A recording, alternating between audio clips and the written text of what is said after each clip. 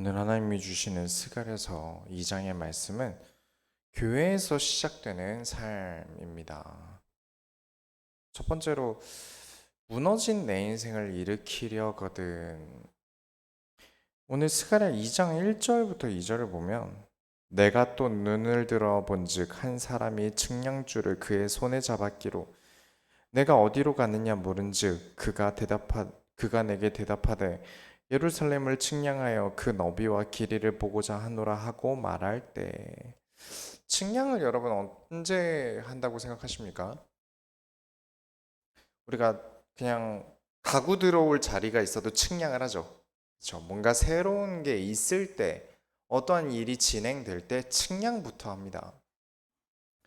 자리가 얼마나 나는지도 모르는데 물건부터 들여오시는 분들 없으시죠?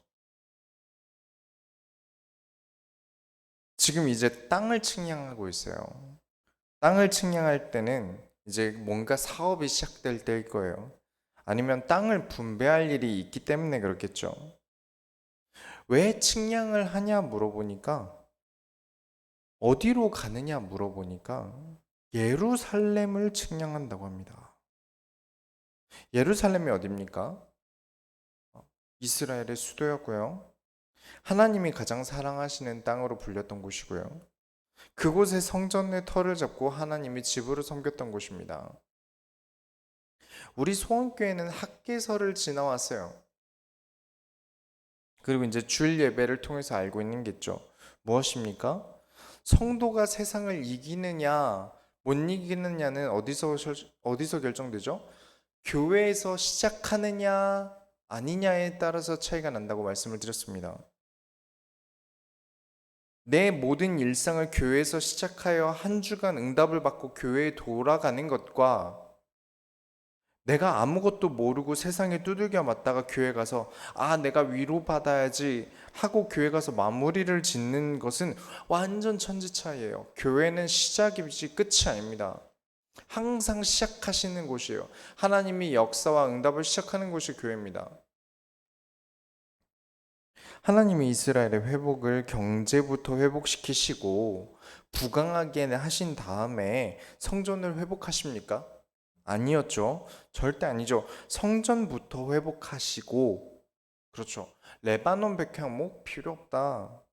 허름하고 볼품 없어도 괜찮다. 성전부터 지어라.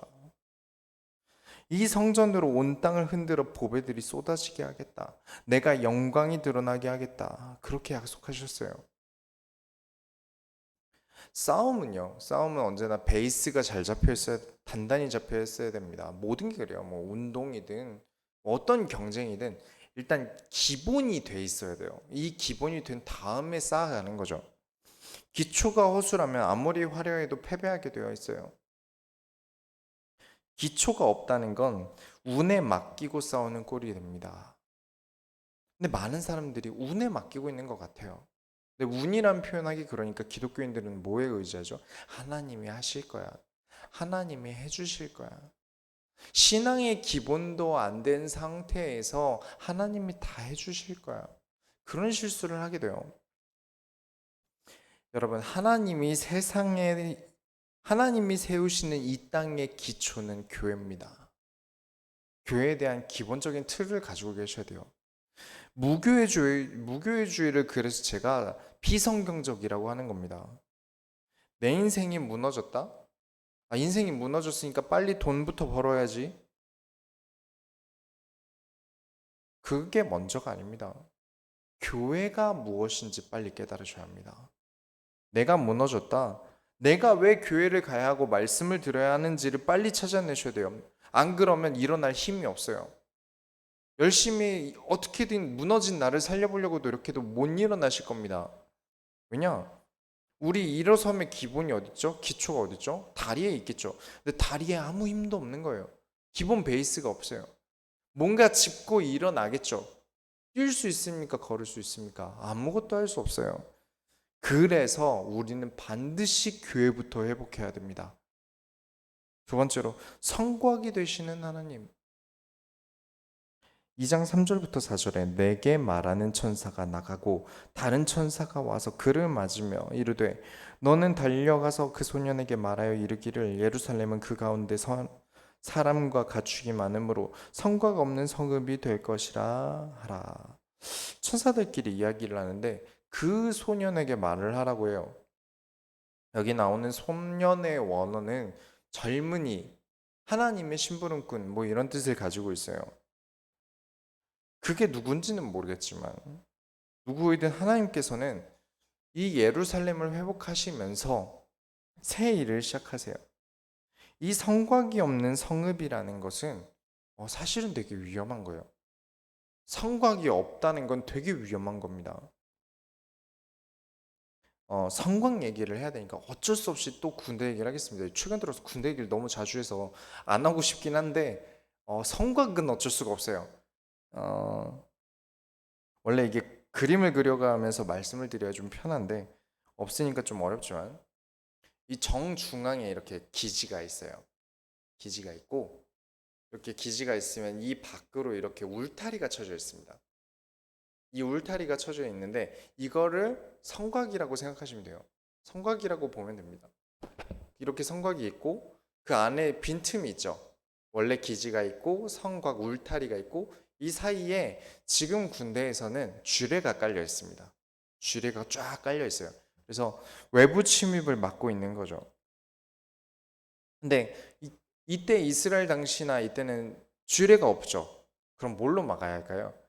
그 사이를 땅을 파서 물로 채워 넣습니다. 우리 옛날에 뭐 서양 판타지나 서양 영화 보면 성에 들어갈 때 무조건 정문으로 들어가지 않습니까?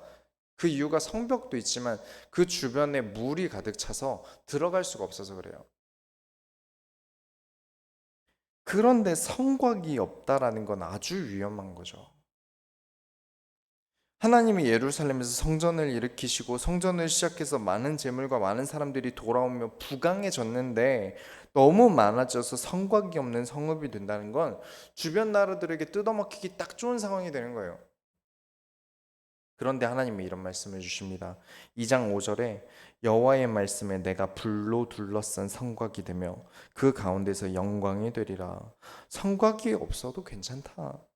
하나님이 불로 둘러싼 성곽이 되고 내 가운데에서 영광이 되겠다. 여러분, 우리 인생은 사실 성곽 없는 삶을 살고 있습니다. 우리 인생이 그래요. 중국의 인신매매 자료들 보니까 끔찍해요. 길에 지나다니는 아이를 납치하는 정도가 아니라 태연하게 집에 들어와서 아이를 납치해 가요. 너무 끔찍하죠. 우리는요, 겨우 집에 문 하나 두고 버티고 있습니다. 창문이 튼튼해봤자 얼마나 튼튼하겠습니까? 우리가 집도 그렇지만 삶은 어떻습니까? 최근 20대 우울증이 30대를 뛰어넘었다는 연구 결과가 있었어요. 지금의 20대는 우울증과 공황장애 약을 복용하는 사람들이 정말 많다고 하더라고요. 최근에 제가 주짓수도 하고 헬스도 하고 있죠. 목회를 하면서 제가 강해지지 않으면 안 될 이유들이 제 주변에 가득 채웠어요. 그런 성과가 없는, 보호받고 있지 않은 느낌을 받는 인생을 많은 사람들이 살고 있습니다. 우리 인생이 성과가 없는 삶이에요. 이게 부자들은 안 그런가 봤더니 오늘 성경에 나온 것처럼 부유해지고 많아질수록 성곽이 없어요. 더 위험해져요. 더 아슬아슬하고요. 더 불안해요. 그렇기에 여러분의 삶의 기초가 교회여야만 합니다. 이런 우리의 인생에 하나님이 불로 둘러싼 성곽이 되어 주겠다. 그 가운데서 영광이 되시겠다. 너희 삶이 힘드냐? 2장 6절부터 7절에 오호라 너희는 북방 땅에서 도피할지어다. 여호와의 말씀이니라. 이는 내가 너희를 하늘 사방에 바람같이 흩어지게 하였음이니라. 여호와의 말씀이니라. 바벨론 성에 거주하는 시온아, 넌 이제 너는 피할지니라. 네. 교회를 통해 말씀을 시작하는 기초가 이만큼 중요합니다. 내가 피할 곳은 거기밖에 없어요. 교회도 없고 말씀도 없으면서 하나님 자녀라면서 마음 편하게 지내시는 분들이 많은 것 같아요. 교회를 다녀도 교회 없을 수 있습니다. 말씀 들어도 말씀 없을 수 있어요.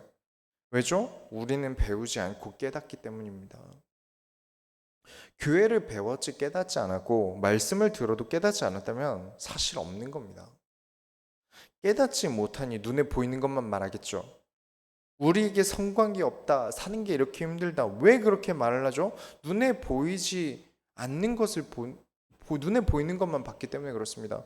눈에 보이지 않는 것을 볼 때 우리가 엘리사를 통해 본 것처럼 보이지 않는 불말불병거가 우리 주변에 가득함을 알게 돼요. 그래서 여러분의 삶의 기초는 반드시 교회여야만 합니다. 세 번째로 하나님의 시야에 들어와 있으라. 2장 8절에 만군의 여호와께서 이같이 말씀하시되 영광을 위하여 나를 너희를 노력한 여러 나라로 보내셨나니 너희를 범하는 자는 그의 눈동자를 범하는 것이라. 만민이 돌아와 하나님이 이스라엘로 돌아오게 하신 이유가 무엇이었습니까? 성전을 건축하게 하시고 이 성전을 통해 하나님은 영광을 보이기로 하셨는데 성전을 방해합니다. 무엇으로? 노략으로. 그것은 하나님의 눈을 범하는 것이다. 왜 이게 너무 당연하냐? 제가 만약에 너무 귀여운 아기가 있어요. 너무 사랑스러운 아기가 지나가요. 눈을 뗄 수가 없어요.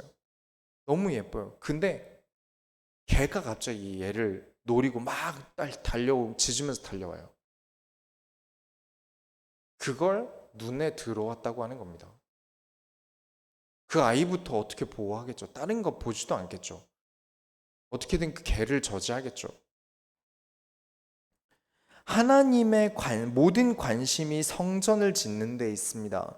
그런데 그걸 방해한다는 건 하나님 눈에 확 들어오는 일이에요.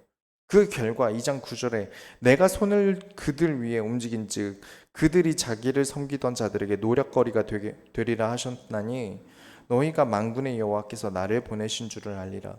왜 우리가 하나님의 소원을 향해서 도전합니까? 하나님의 눈이 거기 있기 때문입니다. 우리가 나아가는 길을 누군가 방해한다? 하나님이 그냥 두실 수 없는 거죠. 눈에 확 들어오니까요. 그냥 단순히 나는 하나님의 자녀야. 나는 하나님 자녀니까 하나님은 나를 보호하셔. 네, 하나님 자녀라 보호하시는 건 맞는데 하나님 자녀라고 내 마음대로 살 때 하나님이 보호하시던가요? 성경 보면 알지 않습니까? 하나님이 지키시기 위해 걸어두신 조건이 하나님께 나아가고 하나님이 원하시는 길을 가는 자를 지키십니다. 하나님은 우리를 지키시고 싶어 하세요. 하나님 자녀들을 지키시고 싶어 하세요. 그런데 자꾸 내 마음대로 살면서 하나님이 나에게 맞춰주길 바라죠. 그래서 하나님께서는 돌아오도록 우리를 온갖 고생을 시키는 겁니다.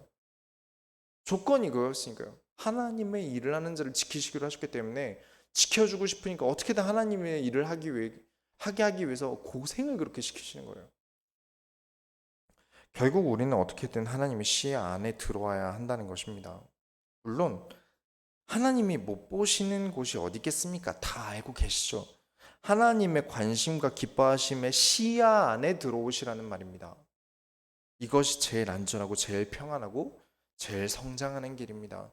결론을 내리겠습니다. 2장 10절부터 11절에 여호와의 말씀에 시온에 따라 노래하고 기뻐하라. 이는 내가 와서 내 가운데에 머물 것임이라. 그 날에 많은 나라가 여호와께 속하여 내 백성이 될 것이요 나는 내 가운데에 머물리라. 내가 만군의 여호와께서 나를 내게 보내신 줄을 알리라.